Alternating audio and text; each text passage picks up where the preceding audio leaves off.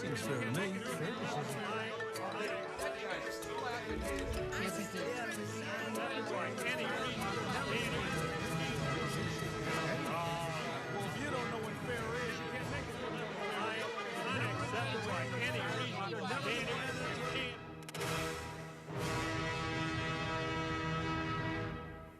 Donnybrook is made possible by the support of the Betsy and Thomas Patterson Foundation and the members of 9PBS. Bonsoir, everyone, and welcome to the Bastille Day edition of Donnybrook. Good to have you with us. Lots to talk about on this July 14th. But first, let's meet our panelists, starting with Wendy Wiese from the Big 550 KTRS, Mr. Bill McClellan from STLtoday.com and the Post-Dispatch, Ray Hartmann joining us from rawstory.com, the Riverfront Times, and St. Louis in the Know on the Big 550 KTRS, and Alvin Reid, news editor and sports columnist with your St. Louis American. Vive la France. Oui. Guillaume, I want to ask you about a rather unusual story, which is actually, I think, better in video than it is written. And it's a 14-minute video produced by the St. Louis Post-Dispatch of the Hazelwood Police Chief who was pulled over in O'Fallon, Missouri by the responding officer who found that the police chief apparently had imbibed too much, couldn't recite the alphabet too well, flunked the breathalyzer, couldn't walk the straight line. And then all of a sudden, the police chief from O'Fallon showed up, hugged the fellow who was drunk, the police chief from Hazelwood, and drove him home in his car. No arrest, no punishment. To this day, he has not been charged. What do you make of this story? Well, you're asking a 20th century man about this story, and I thought it was a 20th century story. I mean, first of all, you know, let me disabuse you of the notion that anybody who gets a DUI or DWI ends up in great trouble. John Hoffman, who writes a newsletter from West County, news from Snobberbia.com, is always outlining these cases in Town and Country and Chesterfield where people have outrageous things drunk in their car and end up with, you know, a parking violation, stuff like that. So Chief Hall is not the first guy to get away with it, and I thought in a 20th century way it was handled pretty well. I mean, when, you know, Hall, the chief, was clearly drunk, had just been to White Castle, so he was at least trying to make up for things, get sober, but he didn't say, Paul, my friend, you're chief. He didn't do any of that. He participated, you know, trying to say the alphabet, and they tricked him. You couldn't start at A, you had to start at E. And you couldn't sing it. And you couldn't sing it, so he did have trouble with that. Right. He took a breathalyzer, failed that, and got out and tried to walk and didn't do well on that. But he was at least going along with the program. And when the officer found out that he was the chief from Hazelwood, he called a sergeant, and the sergeant decided to kick it up further and got the chief, John Neske, and Neske said, hey, I'll drive him home. And I thought this is the way it used to be, and I was not outraged by it. I am. I mean, or outraged, whatever word you want to use. And I think you all know me well enough now. I'm not humorless about stuff like this, generally. There's nothing funny about this. This is drunk driving. We have long, and the fact that other people, that we punish it too leniently is no excuse. It's the one crime that is disproportionately committed by white people and by people of means, and therefore it is a dangerous crime that kills people. Full stop. There's nothing funny about it. He should be prosecuted. Really? Well, let me finish. He should be prosecuted and disciplined at the very least, if not fired. It is not okay. There's too many people that have had their lives destroyed by drunk drivers, and this attitude that, well, it's the 20th century, you laugh.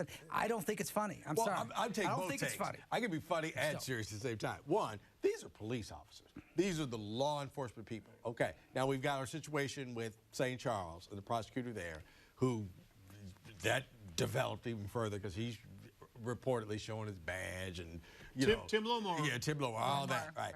All right. You all are enforcing the law, and on top of that, today in both these towns, probably somebody got a DWI. Now, how do you prosecute that person? That's right. If you don't? And then, Bill, there's failing a test. And then there's failing a test. Right. And I'm not defending Chief Hall for drunk driving. And I'm not he's not saying it's funny. No. But and I've argued before and written that I think that we ought to stop the .08 and prosecute people who are 1.5 and up. And I wrote that, and I had a doctor from the ER call me and say, we don't see .08 people in here. Right. I mean, we got to worry about the people who are driving on the highways the wrong way and going. He was a lot more than .08. And Ray, I mean, everybody at this table understands what you're saying, and we all agree with you. The fact of the matter is that there is a cultural divide, a demographic divide, because when our fathers would run out of beer at the block party, they'd throw the kids in the back seat. They were already, drinking all day. Nobody thought anything of it. Thanks to Mothers Against Drunk Driving and other organizations and countless, just untold hundreds of thousands of casualties, those attitudes, I believe, are changing. I have to agree with Ray on this one. I think, you get tens of thousands of deaths every year from drunken driving, and, that guy, if he had gone another quarter mile, he might have killed somebody. Let me say this about John And he probably wouldn't have got in trouble for that. I don't know John Nesky, the O'Fallon chief, who has since retired, but, his dad was a city cop, and he was brought up in this culture of cops give other cops breaks. Sorry. Come on, No, I don't Bill. disagree. I don't disagree with you, but it's wrong. It's just like... we had a lot of things in the 20th century. A whole list of them. Yeah, but Ray, that's a phrase that Bill uses. No, I'm not talking about... I'm a 20th century guy, too. Okay, we got to move on. We've got to move on. I mean... points well made by the quartet here. Sadly enough to report, when we're all gone, things are going to change. Seriously. That's the truth. I don't know. I do. I think it will. It needs to. I really think Wendy, it will. I want to ask you about the Senate race. The Republican and Democratic primary for U.S. Senate in Missouri is just around the corner. So, since we met last time, Vicky Hartzler sought the endorsement from former President Donald Trump, and she was rejected. Not only did he say no to her, but he tweeted quite publicly that he was not endorsing her. So he really, stomped on her. And then Eric Schmitt, who is the Attorney General for the state of Missouri, he's running on the Republican side as well. And there was an FEC complaint about him. I thought it was a little, I didn't think too much of this complaint. It said that he had used his own social media to promote himself, but had not listed it in formal documents. I mean, if you tweet about yourself, I don't know how that is some sort of endorsement. How do you list that? Yeah. How do you list that? But also, he paid a pollster for a poll, which was complimentary of him. And actually, this poll showed that his chances of winning were good. And that didn't surprise me at all. I just assumed the candidates only bought polls that put them in first place. Sure. Well, in the words of my friend Charlie Brennan, I think that's a big nothing burger. I agree with you. I mean, he posted something favorable about himself on social media. Oh, wow. He paid a pollster who was going to give him some favorable information. Oh, wow. I think he's going to win. I don't think there's any doubt about it. But getting back to Vicky Hartzler, it wasn't enough that, and it was in true DJT fashion. He was going to, squish her face in it. The fact that, she called me several times. She begged me. Making it sound like she had really bent over backwards to try to get into his good graces. He didn't think that she had done enough to overturn the election. It was just typical Trump bullying, that she wasn't going to be strong enough against the diabolical liberal elites or what have you.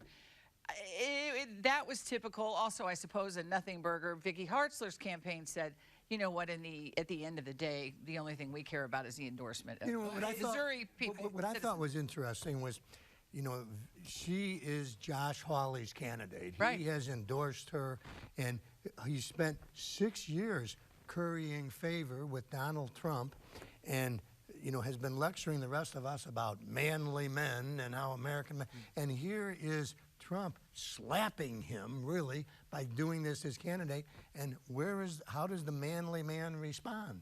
He just kind of sits He didn't. Well, that's how everybody, Right. I mean, you're right, but everybody does that with Trump. Who knows what's in Trump's twisted mind at this point? And he's really maybe out of control because he's so... Maybe? No, well, okay, but I mean, really beyond what he has been because of what's happening with the January 6th committee and so forth. I think that he is... What he did to Vicky Hartzler was really cruel, actually. That's what I mean. And no, I know. I'm saying that. I agree with you. As far as Eric Schmitt has been functioning on the public dime as an insurrectionist for the last 2 years. He has done everything with Missouri taxpayers' dollars that Donald Trump wanted to perpetuate the big lie in the Pennsylvania case, all on our dollars. He was vice president of RAGA, the Association of Republican Governors, when they did a robocall sending people to the January 6th rally. So he is an you're right, this recent stuff is nothing, but he is an insurrectionist and has been and probably will be as senator. I wouldn't be so sure he's going to win, but I will say this. It moved him into 1 and 1A. A lot depends on whether Eric Greitens, who is under attack by everybody from the left to the right, if he implodes in the next 2 or 3 weeks, I think you're right about Schmitt, because I think Trump just kneecapped Hartzler. Wait, you're saying that what Trump said about Hartzler doesn't matter. I think it matters. But at the same, or no, that it does matter, I'm sorry. Yeah. But then he's going to endorse Eric Greitens. No, we don't know that. We don't know that. Yeah, I believe I do. Okay, But as Ray maybe I said, don't. unless Right. he implodes. I've been thinking he would, but I don't know if he will. All right. I think he's waiting to And see. then if I'm the Hartzler campaign, one, I would have asked for his endorsement because I would have said, like, I think I know what he's going to do. Okay, I'm not going to put myself out there, embarrass myself like that. And then two, if I was their campaign, I'd say like, oh, really? Okay, well, you endorse Herschel Walker for Senate in Georgia, a winnable seat that's not going to be lost because of you. Okay, so what does it matter? Well, if she Right, does yeah. that, then she's really dead in the Yeah. Republican primary. Well, And Walker can win the race if all of his kids vote.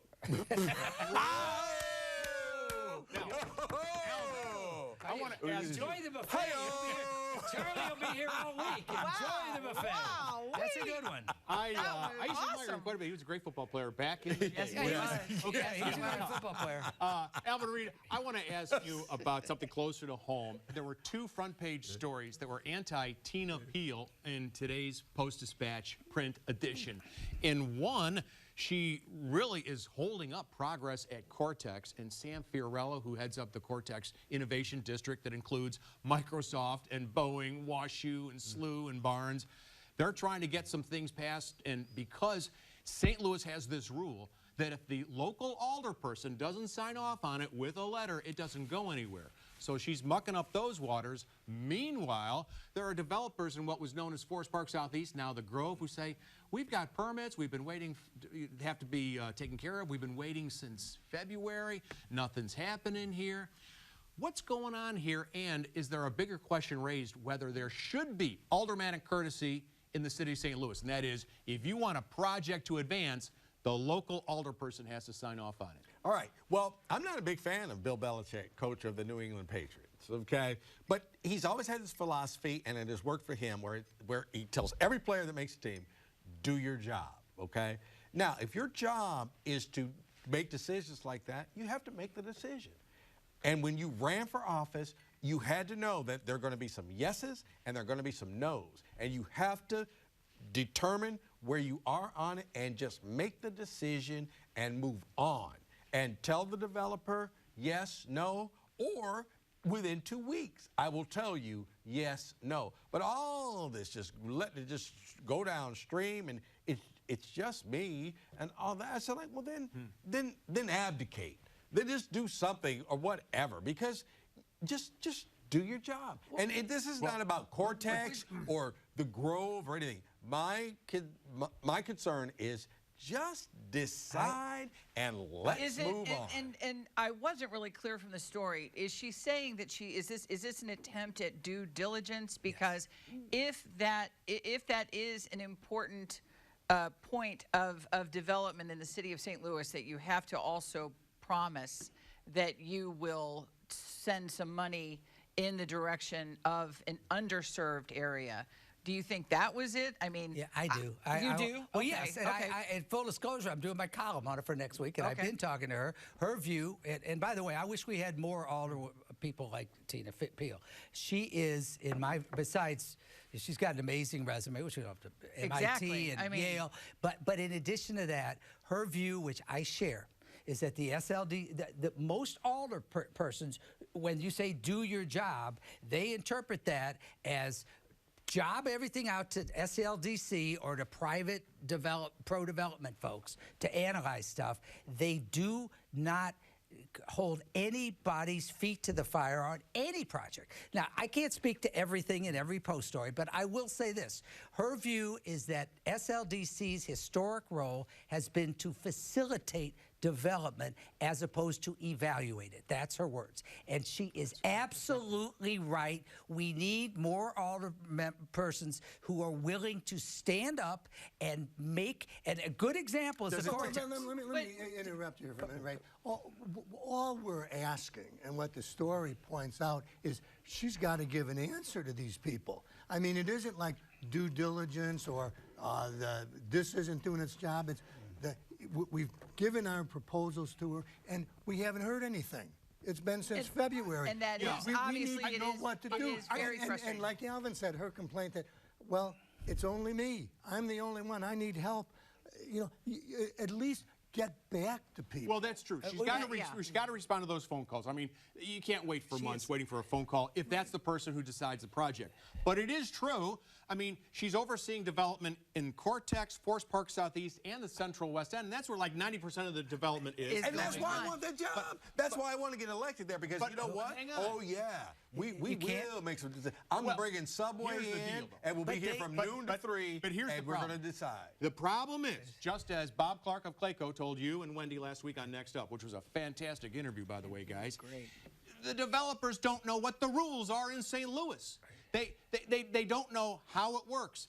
Do you have to give money to the Affordable Housing Fund, or do you have to make a contribution to a campaign? And he says, unlike other cities that he works in, it's a mess. And he was really critical of the whole process. And Tina Peel has had 20 years after her education in the business of city planning. She's worked in Boulder. She's worked in... Let me finish. She's worked in Boulder. She's worked in Denver. And she can't believe coming here how, and to your point, that nobody knows what's going on. Then why did you run for office, Ray? You know, because she wants to fix it. And you okay? don't know.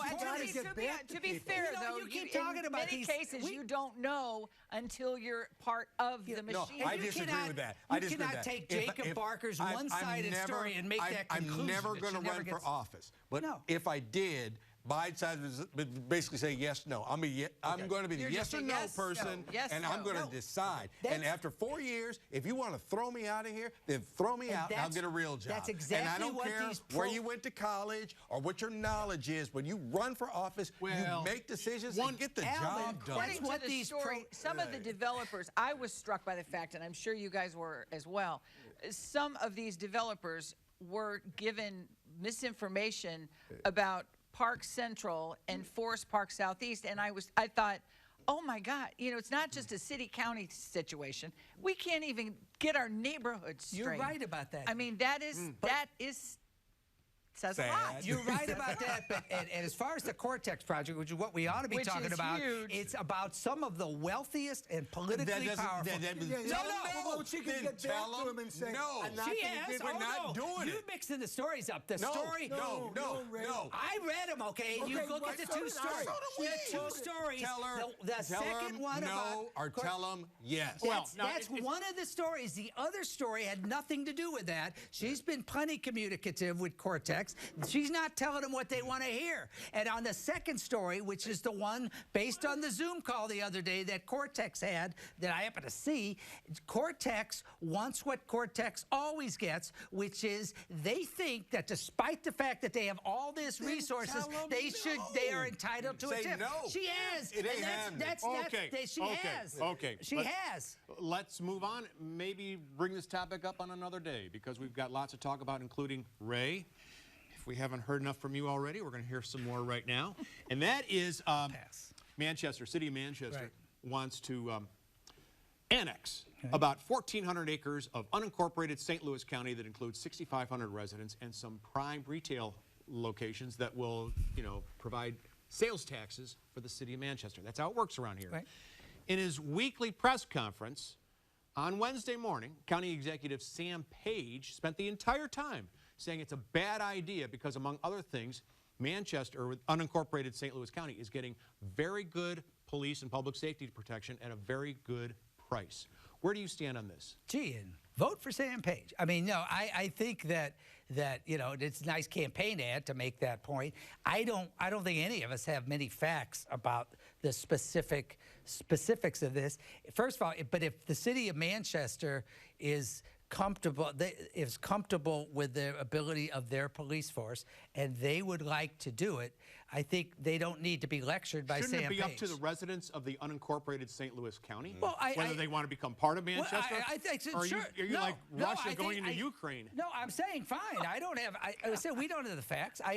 But his point that I don't think he's done anything to pull those people. And my point is, sure, I don't think the people should be annexed against their will. That's not what he's saying. And that's what April's election is all about. And as probably the only person on this panel who lived in Manchester, I can tell you that their police protection was outstanding, absolutely outstanding. And the mayor just said that, we just want a transparent government. So let's let the voters decide. Was you calling the police all the time? No.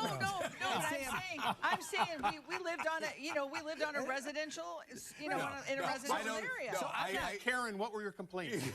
Well, the people next door kept their radio too loud in the master bedroom.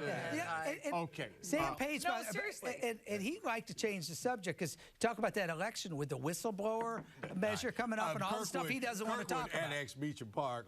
It was probably crickets coming from this show and every place else. Now, I wasn't here when it happened, but I mean it happens, and thus, okay, like I'm with you. If the people of Manchester want to be or unincorporated want to be annexed, right? And I've never lived any place that had as many unincorporated areas as St. Louis. You're right. That's very You're true. right about but that. But he did make it sound like suddenly the Keystone Cops would be patrolling the streets, which is ridiculous. I have a question for you, Bill, because before the show today, I went to the Culver House, which is that 1886 building next to the Symphony that's currently being torn down. You can see where the windows have been taken out. Right. Meanwhile, there was a story, I can't remember which publication, one of yours, I'm sure, which took a look at the status of the AT&T building. The Business Journal. The Business Journal, yeah. The Business Journal showed that the AT&T building was built in 1986. And it's going to get historic status, we think, by the end of September. Meanwhile, the 1886 building is getting torn down. Does this make any sense to you? Yes, it does. I think that the 1986 building is more historical than the 1886. His story. I mean, there's a story. What does the Culver House show us? People lived in houses in St. Louis in 1886. The AT&T building in 2006, that sold for $204 million. Now it's sold for $4 million. That's a story. That's like if you bought a $200,000 house in 2006 and you sold it today for $4,000.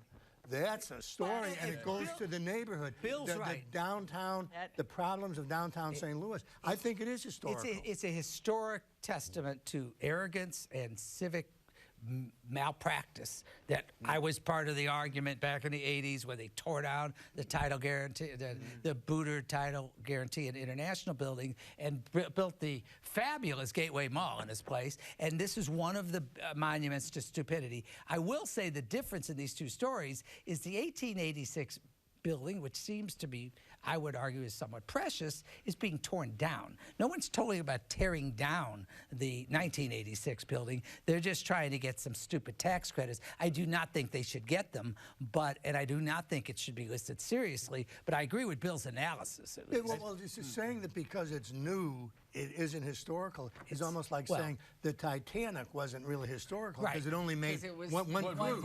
I get that. I get that. But it wasn't. That's a good point. It shouldn't be getting Was tax it the credits. Southwestern Bell It was building? One Bell Center. And One Bell Center, and the gentleman who was the CEO kind of had some troubles. Whitaker. And he took his ball and went home to he didn't get Dallas. St. Louis San Antonio. San right? Antonio. What- Yeah, well, another historic. There you go. Right, There's exactly. another piece of history. I don't know if it was that building or the other Bell building. The first news story about it, which was, I think, in '86, is when a plate of glass fell remember out of that. the window and injured some people. And one woman, quoted in your newspaper at the time, said, I thought it was the end of the world. And I thought, she kind of had it right as far as realism. All right. On that note, hey, we thank you very much for joining us. We will read the letters in just a moment, but a quick programming note, and that is that on Next Up, Ray and I will be talking to Dr. Ziad Al-Ali, who's been in all the newspapers around the country this week because he's taking a look at reinfection rates and COVID-19. We'll take a look at that when he joins us in just a matter of moments. But first, let's see what's in the old mailbag. If Trudy Bush Valentine can't even respond to Channel 4's debate invitation, how responsive would she be to her constituents? Invite the other candidates and let the chips fall where they may. Let's see Lucas Kuntz versus Spencer Toder. Thank you very much. Just who are you comparing Valentine as being in over her head? At worst, she fits right in. And I'm pretty sure many consider her a great improvement. Debating in today's environment is not an end-all to evaluating the candidates. Maybe it would be nice to send someone to the U.S. Senate who doesn't have anger management issues. That from Rich Hagan of St. Louis. You can write us care of KETC, 3655 Olive Street, 63108. Don't forget those emails, Donnybrook at 9pbs.org, and those tweets. Use hashtag DonnybrookSTL. You can also call our 9 line at 314-512-9094 and leave your comment about the program. You can also find us on your favorite podcast source, Apple, Spotify, Google Play, and TuneIn. Thanks again. And in a moment, Dr. Ziad Al-Ali talking about reinfection and COVID. Don't miss this one. Until then, à bientôt. Donnybrook is made possible by the support of the Betsy and Thomas Patterson Foundation and the members of 9PBS.